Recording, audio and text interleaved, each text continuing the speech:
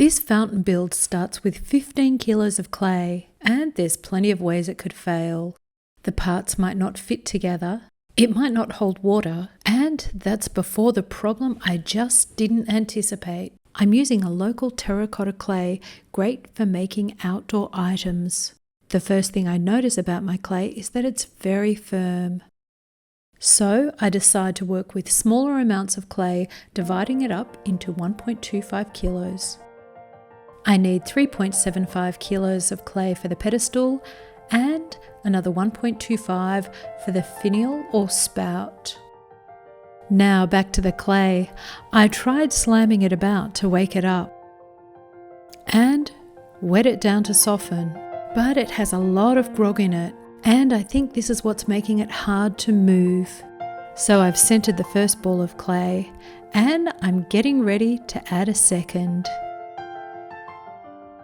And then it's a matter of centering the second piece.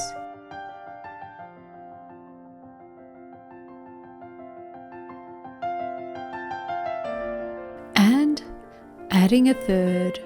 So there's 8 pieces of clay to center this way, making for 10 kilos of clay total for the basin. Okay, I'm going to speed the process up a little. So maybe this process is a little easier on the body than centering a larger piece of clay, but it sure takes time. If you haven't subscribed to our channel, be sure to subscribe now so you stay up to date with our latest projects. Once I've flattened the clay, I push down and I open out.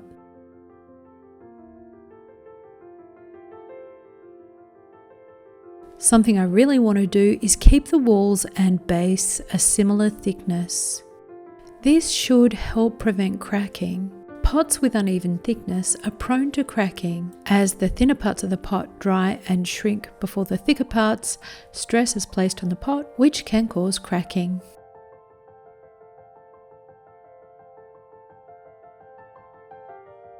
I also make sure I carefully compress the base. Compressing the base should also help prevent cracking. And I pull up the walls.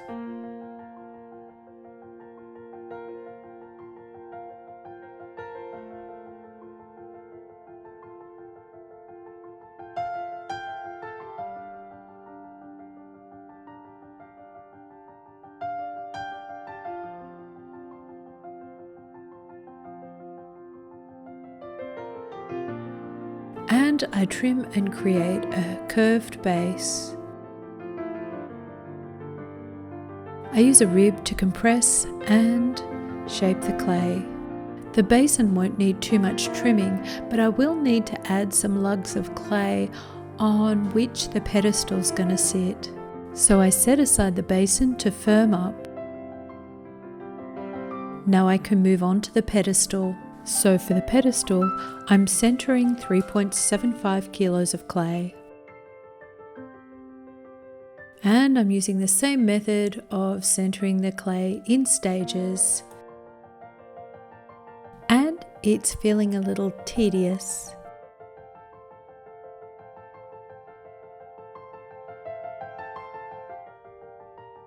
Okay, so this is the last piece. And now I can flatten the clay and push right down into the clay and open out. There's no base in the pedestal, so I'm creating rather a large donut of clay and I'm pulling up the walls. But I didn't integrate those pieces of clay as well as I should. I feel pretty committed now, so I keep on going. I'm angling the walls inwards.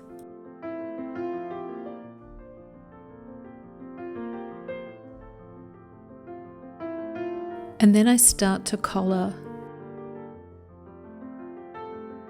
I want to create quite a narrow neck.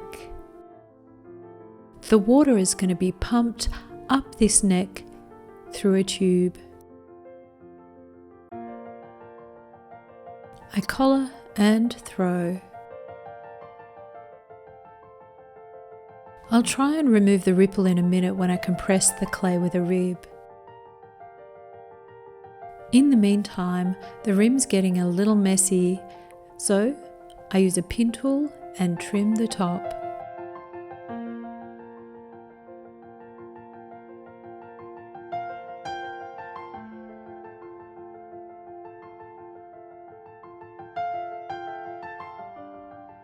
And I take a rib and refine that curve and compress the clay.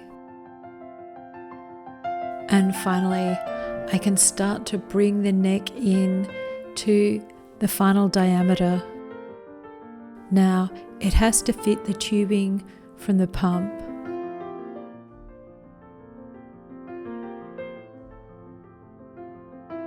But I want it to be narrow enough to fit a finial, or the spout for the fountain.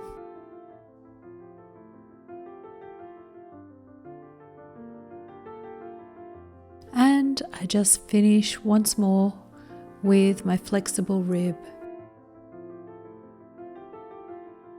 And that's it. I can set aside to leather hard.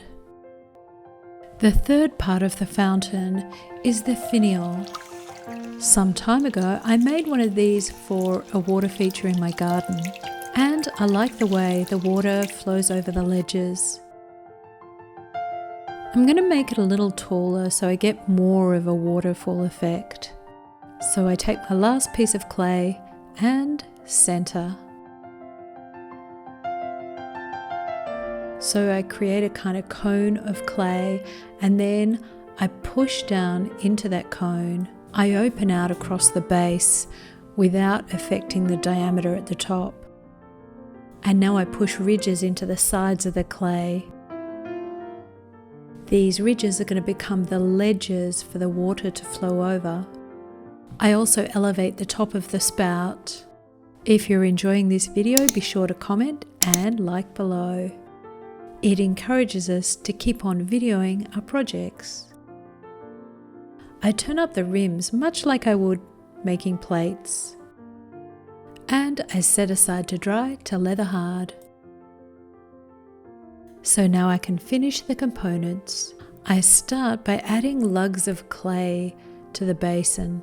My lugs are triangles of clay that are attached about halfway up the side of the pot. The 3 lugs will allow the pedestal to sit above the pump. Now, the basin's not leather hard yet. It's firm enough not to misshape, but I can easily add these clay lugs. That's it for the basin. I set aside to dry fully. Now onto the pedestal. So the pedestal will allow water to flow freely. I'm going to cut some large holes. I use some different size hole cutters. I'm going to splurge a little on the pump.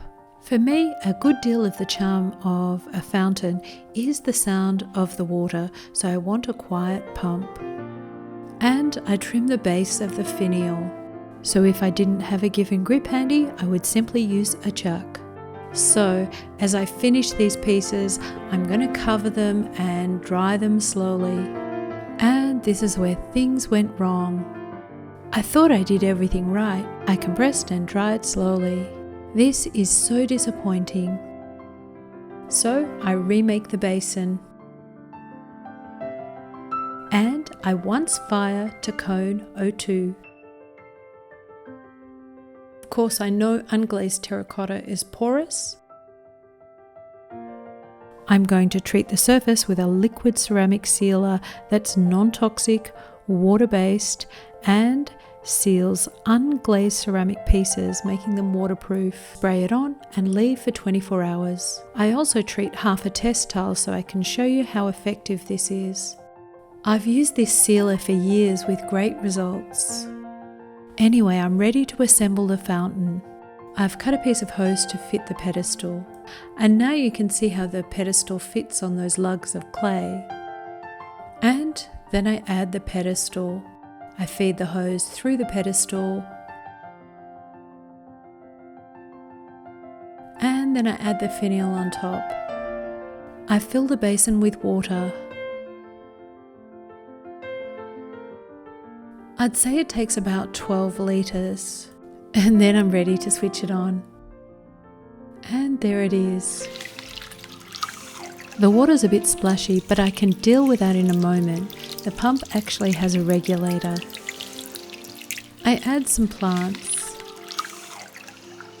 and sit back and enjoy the sound. Okay, that's better. So remember that tile from earlier? Well, this is what happens when I plunge it in water. The area repels water, whereas the untreated surface is saturated. A simple way to make terracotta a little more usable. And there it is, my big fountain build. For more outdoor items, check out my large bamboo pot in sections. And as always, happy potting.